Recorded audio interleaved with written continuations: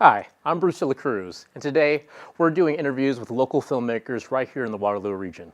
Today we have with us Aviel Kurulkar, who was the 2023 honorable mention for the You Only Die Once Film Festival. Aviel, thank you for coming. Thank you so much for having me. So before we get into it, why don't you tell us a little bit about who you are? Well, I was an international student from Mumbai, India. I came to Canada roughly 4.5 years ago. I did my film studies from the university, from Wilfrid Laurier University. And during these 4 years, I started getting more and more involved in film production.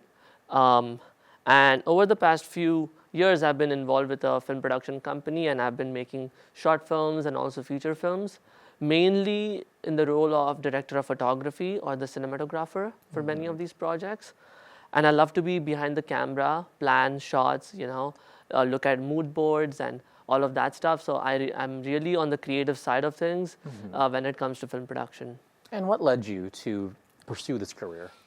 Well, it's interesting because in the beginning, roughly 7-8 years ago, me and my friend, we were really inspired by all these creators on YouTube, and so we started making YouTube videos of ourselves on our little cell phones with like 2 megapixel cameras, right? And we started editing them on some free editing softwares and posting that. So that is where this whole thing began. And then when I went to an international camp, I saw how large the world was and how many opportunities there were in the world. And that's when I started to look elsewhere, look outside to see, what are some good options for me to go and learn filmmaking and kind of, make my films. And so at that point I decided, okay, Canada seems like a really great choice because there's a lot of Hollywood productions. And also there's productions from many other places of the world coming here. And I thought that's like something that I want to do. And so that's how it kind of started off. Gotcha. Describe your journey as an international student at Wilfrid Laurier in film studies. So the journey was really interesting because in my first year, I was in residence and I made a lot of friends.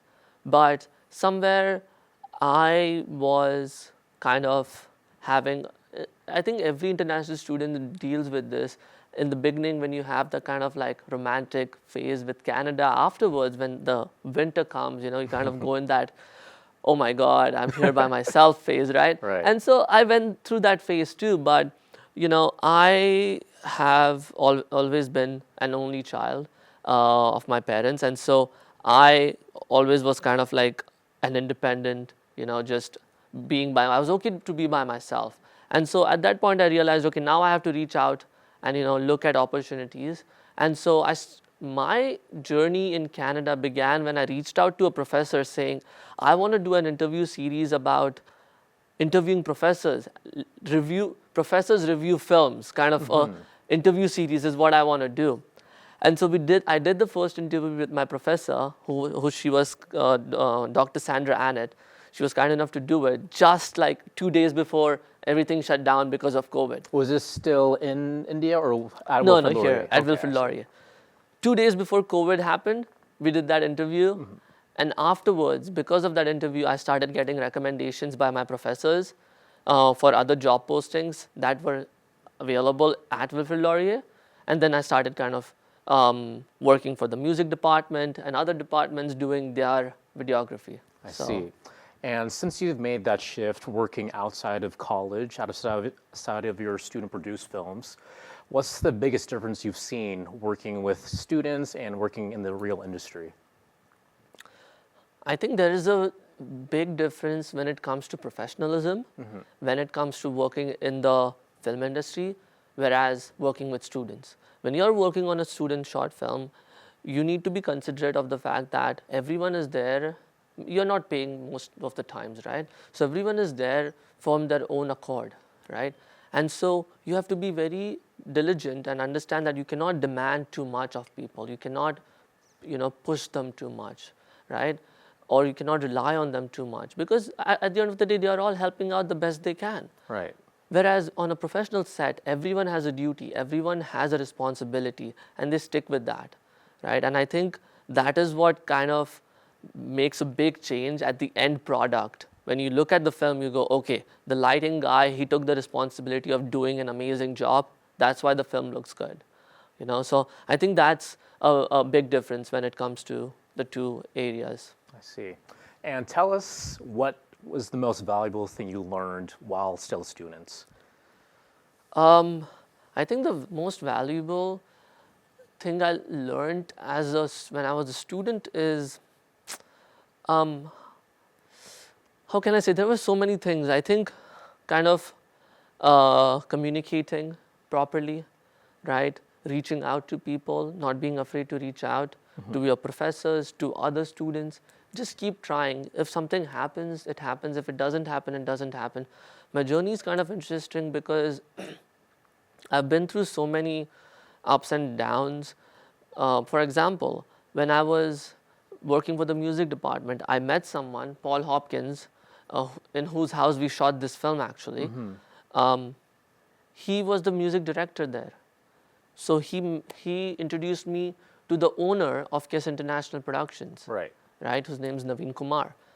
So I met him through him. So that is how this industry kind of functions.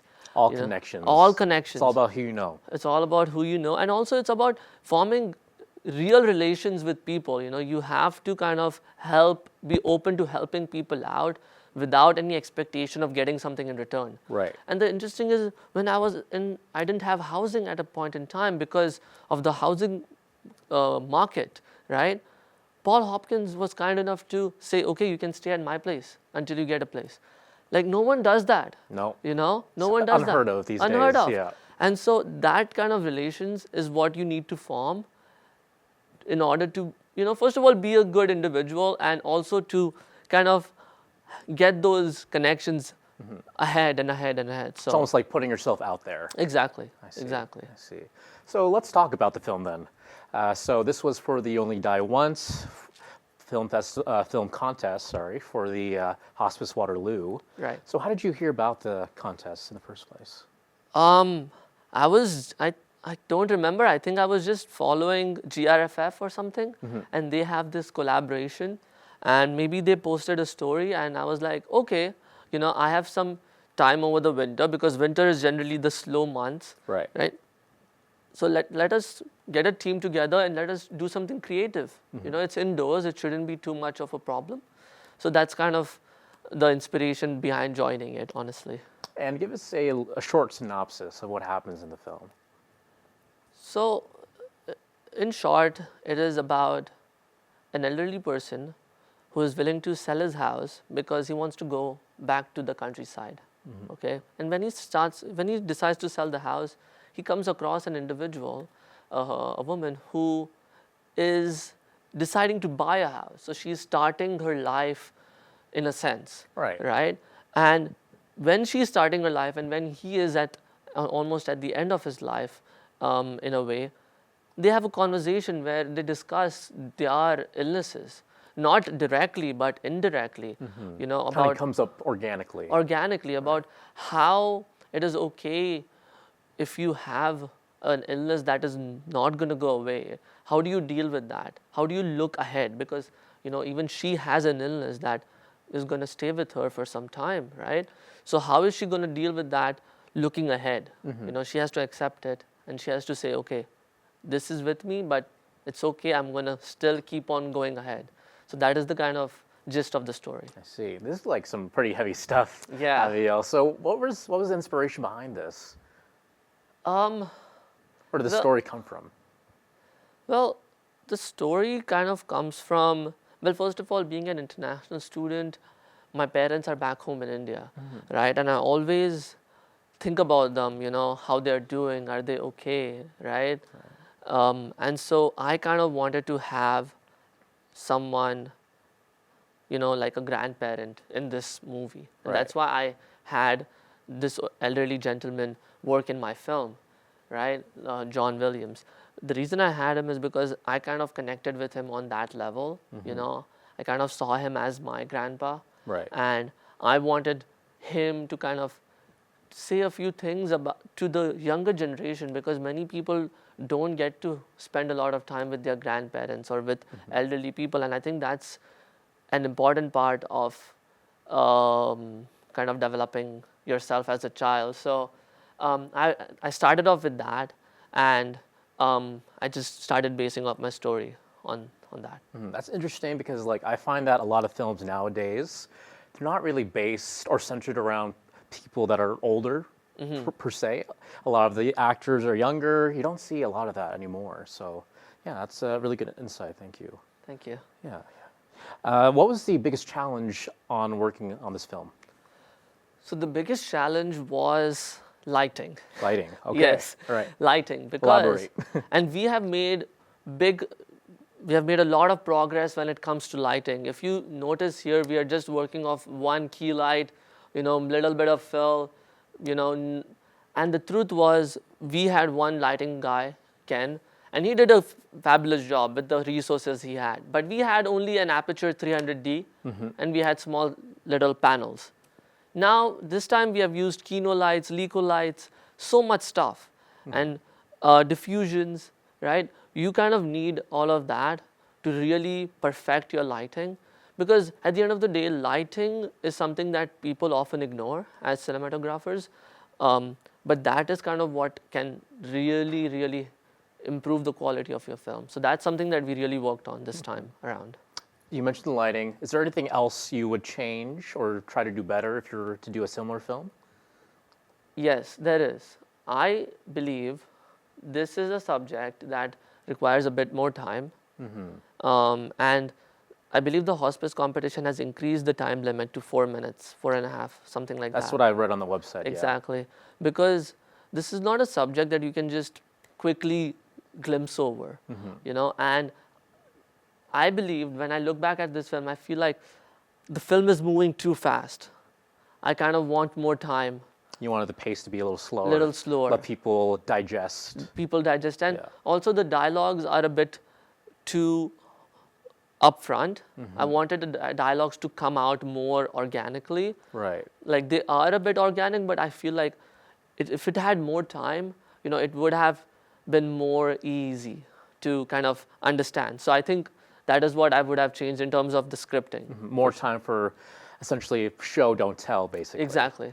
See. Yes. See, I've heard it said that some stories, they do need more time, but the best storytellers, they can tell stories with any given amount of time. What do you say to that? That is definitely true, and I'm not the best filmmaker yet. Not yet? No. Maybe someday I can maybe look back at this and say, okay, 3 minutes is not a lot. I could have easily done it in 3 minutes if I would have changed the dialogues and, made it in a different way. But I think even for myself, I think I still have to develop myself a lot and look at how every minute counts in a film and how every frame should tell a story, Right. That concept is my inspiration.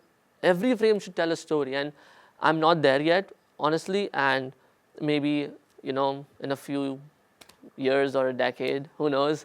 I plan to be in this industry for a long time, so. Yep. Good. So based off of this, I hope you stay in this industry for a long time, Aviel. It's a really good film. Thank you so much. Let's talk a little bit more about your own skills again. You said that you prefer the technical side of things. You describe yourself as a cinematographer, which I think is interesting just because a lot of people that I know, they like to write more. I like to write more when it comes to filmmaking. So what led you down to the more technical side of things? See, writing is something that I can do, but it is not something what my heart desires. Right. What my heart desires is to create images visually, tell a story visually. That is kind of where I am more so oriented. And honestly, writing, I think you need I have a lot of respect for writers because you need to do a lot of research, you need to do a lot of work to write a good script. And you need to go through a lot of bad scripts to write a good script. Right. So I have a lot of respect for writers, and honestly, that is like, I will try my hand at writing, but I think that is one reason why I chose more the visual side than the writing side. What's your favorite part about cinematography? I think when you're on the set Yeah. and when you're kind of coordinating between the lighting departments and the the set design and everything, the way you're kind of coordinating, you're explaining to people, what the script is about or what the story is about, and people are looking around and, looking at you. Okay, Aviel, tell me, what this is. That's a lot of pressure, but that's what I kind of enjoy Right. doing, because I'm like, okay, these people are looking at me. I need to show that, okay, I am not, I have the skills and the knowledge required to kind of convey whatever the director wants me to convey, right? So I think that is the best part of this process. I like that process the most. What was your favorite shot that you ever got for a film? Yeah. In Mahima, there's a scene. We went to Niagara on the falls. No, not Niagara on the falls. What is that place called? Niagara on the Lake? lake. Okay. Yes, we went there, and we didn't have lighting, unfortunately. But there's these two characters sitting Yeah. on the boardwalk, right, on the rocks, and they're looking at the lake. And it's this amazing time during the summer when it's like the sunset, and the sky is like a mix of blue and orange, and then there's like a sailboat going by. I thought that was a really pretty image. It sounds like it from the way you're describing it. I would Yeah. have loved to have been there in person to see it myself. Yeah, it was really something for sure. And this is from one of your upcoming productions, correct? Yes, it's from a feature film called Mahima, which is a Kannada South Indian feature film shot completely in Canada. I see. Yeah. Well, I want to get there, but before that, I do want to talk about the film festival a little bit more. Yes. When you got the honorable mention, how did that feel? Describe your feelings when you got the news. I felt great. Yeah. I thought, wow. We decided to get a team together. We had teamwork, we had coordination, and we are getting appreciation for that. Of course, somewhere you do feel, oh, why didn't I get the first prize or the second prize? But when I looked at the films, the winners, the first and the second prize winners, I saw they had put a lot of work, and they deserved the positions they got. And so that is one of the reasons why we are attempting to make another short film this year. Yeah. For this year's competition. Elevate our storytelling skills, because there's always something to learn. And so I thought the honorable mention was a great start for me. Do you plan on entering any other filmmaking festivals besides the You Only Die Once festival? So, yes, we haven't really looked at other film festivals. Actually, last year, we became the finalist at this other film festival, like Student Film Festival, International Student Film Festival, that had like 2,000-3,000 films being applied to it, and we came all the way to the final. We were a finalist on it. We didn't win, so that was something. So like using the platform of Film Freeway, we were able to apply to a lot of competitions, and we got a lot of good feedback. Okay, this is not working. Why is it not working at certain festivals? You have to be selective when you're looking at the festivals as well, right? Right. So this year we're going to do a bit more research and apply to festivals that connect with our film, essentially. I see. So we've talked a lot about festivals.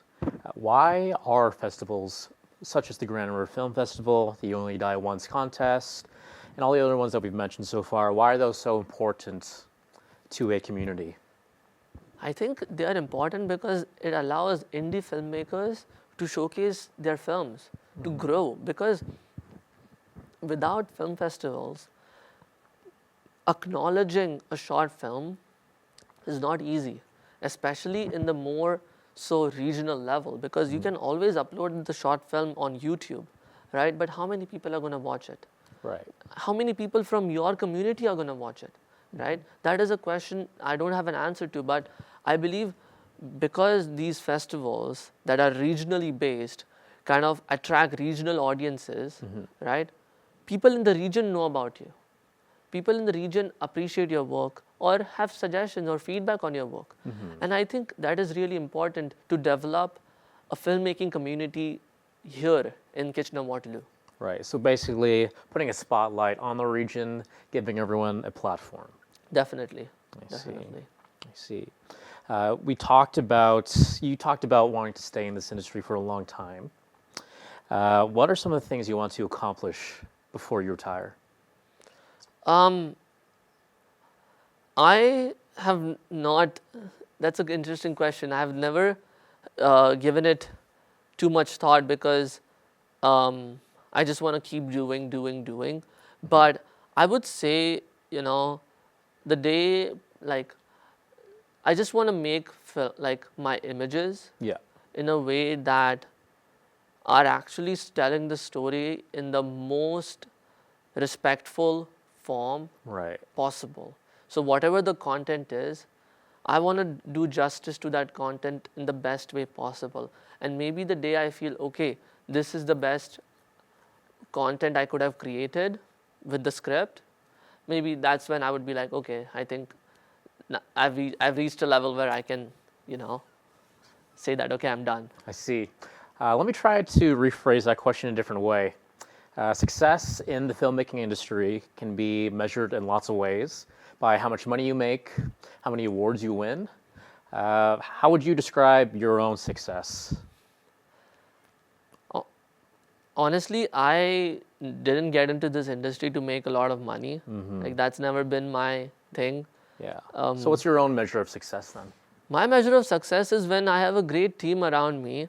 My friend, like the people I work with are my close friends. I can call upon them if I need help. And we are making amazing content. I think that gives me a lot of satisfaction. Perfect. Yeah. Speaking of close friends, right now you work with KISS International Media, correct? Yes, that's right. And how did you get there? What kind of stuff do you do now? So the way we got there, as I was telling you before the interview started, Yeah. it's interesting. So when I was at Wilfrid Laurier University, I was working for the music department. The director for an opera was Paul Hopkins. This gentleman introduced me, because he saw my work, he introduced me to Naveen Kumar, who has KISS International Media. So it started off 2.5 years ago, right? And then I started connecting with Naveen. We started doing a small little projects here and there, little projects, some event coverage, small stuff. Now, after 2.5 years, I'm a full-time employee at the company. Congratulations. Right? Thank you so much. Thank you so much. So I am fully focused on any of the visual aspects of it and any of the coordination that is required between me and the crew. So I generally do the crewing. I reach out to my gaffer, look at the dates, all of that, look at the lighting setups. So that is kind of the trajectory in which I have been on. And now I'm here at KISS International. Tell us about some of the upcoming projects that are coming out. For sure. So, of course, we have another short film that we shot recently during the winter storm that happened a few weeks ago. So we have some really great visuals we want to show all of you. So that is going to come out. It's going to do the filmmaking circuit for a few months. And afterwards, we plan to release it on YouTube, preferably, maybe in 6 months' time. So that is something we are doing. And what is that project called again? The project is called Love, Loss, and Life. Yeah, and what's the themes? What's the story about? So we really want to create uplifting stories. We want to create stories that are kind of inspirational, kind of support people who are watching these films, right? Right. So the concept of this is very interesting in the sense that it is about grievance, how you grieve the death of someone that is close to you. Do you just go into hiding? Do you just shirk all your responsibilities away? Do you just, move away from the world and just sit in a corner? Or do you say, okay, what happened has happened. How do I move forward with this? How do I honor the memory of my loved one while at the same time moving ahead in life? Right? So that is the gist of the story that we worked on. I see. All your films seem to be hitting these really heavy themes, but I'm all for it. I love it. Yeah. Well, Mahima is not it's a more commercial project. I see. Okay. So some variety there. Some variety there. Short films are more heavy. We tend to do more commercial work when it comes to features. Speaking of all the themes that you like to hit, what experiences do you draw on when you're filmmaking? What kind of stories are you trying to tell? So we are trying to. I believe in being a conscious filmmaker. I believe that my work does have an impact on the viewers. If I produce good content, there can be flawed characters, no doubt. We are all flawed people. Right. There can be flawed characters, but there has to be repercussions. There has to be problems that the characters face if they do something wrong. So I believe I'm a conscious filmmaker in the sense that I want to make sure I have a good influence on the society. So that's how I look at it. That leads very well into my next question, because why would you say that storytelling and filmmaking, why are those mediums so important to us as a species in the long run? Because we are, as animals, we are visual animals. Look at our sensory organs. Yeah. The only sensory organ that is the best is our eyes. Right. Our ears and our noses don't do much. Let's be honest here, right? So I think visually, we look at things and that is how we perceive the world. And so filmmaking, out of all the mediums, filmmaking is the medium that combines paintings, it combines music, it combines everything in this one medium, right? So I think that is why filmmaking is the medium that has grown so much compared to anything else. And where do you see it going from here? What do you think the next step in visual media is? I think the next step, well, first of all, we have to see how AI is going to be integrated into this visual platform, because there are some great ways to integrate it, but there are some also ways that will take away jobs, that will take away that creative element of filmmaking. So I think we should definitely counter that subject first. I see. We're down to our last question here, Aviel. What advice would you give to other local filmmakers that are just up and coming? I think the advice I would give is, what I would say is be willing to kind of put yourself out there, be open to work, be open to good reactions and bad reactions, help out people. You add value to other people, they will see that. You don't have to say, okay, I did this for you. People will see that. And, make meaningful connections, do something with your heart in it. If you're going out with a filmmaker for a cup of coffee, do it with your heart. Right. Just don't do it because you just want something from them. I think that is a bad way to look at people. I think you should so I think do that, and I'm sure people would love to have you a part of their projects. Well, thank you, Aviel, for your insight and your advice. Thank you so much. Thank you for your time. Thank you for being here on the show today. Thank you so much.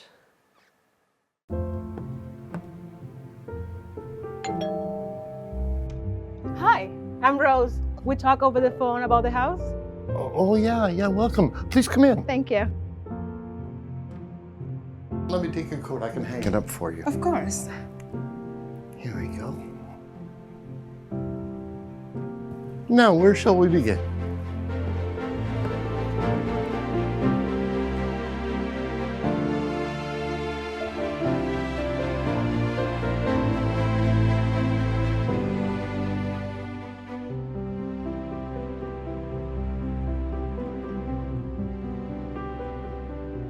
I see that you're stressed about something.